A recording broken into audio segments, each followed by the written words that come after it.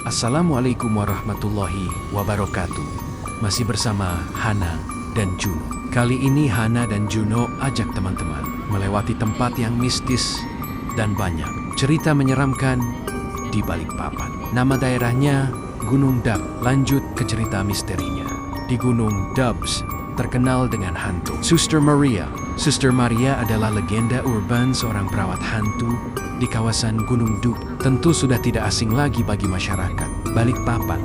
Hantu seorang suster keturunan Belanda yang konon menghantui kawasan Gunung Dabs Balikpapan, mengganggu orang yang melintas di sekitar sana. Si Suster Maria adalah perawat di tengah masa-masa penjajahan di Balikpapan. Bermula pada saat itu Belanda menjajah dan menguasai kilang minyak Balikpapan.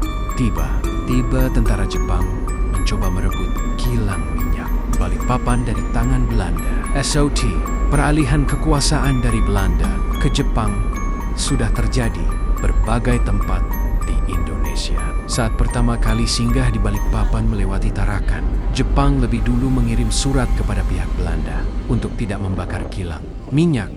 Namun Belanda terdesak dengan jumlah personel tentara yang sedikit dan tidak rela kilang minyak dikuasai Jepang. Belanda malah tidak mengindahkan peringatan Jepang. Belanda membakar kilang minyak Balikpapan.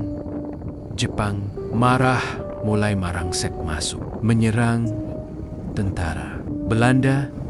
Jepang mulai menangkapi orang Belanda yang ada di Balikpapan, menyisir semua daerah di Balikpapan. Tentara Jepang akhirnya sampai ke Gunung Dabs. Ada perawat Belanda bernama Mary van Vinen menjadi tawanan tentara Jepang. Mary bersama tawanan Belanda yang lain dikumpulkan di kawasan Benua Patra. Sebagian dari mereka tewas oleh tentara Jepang, sementara Mary dan beberapa tawanan yang masih hidup dibawa ke rumah daerah Gunung Dabs. Mary dan tawanan lain melarikan diri ke arah jembatan gantung.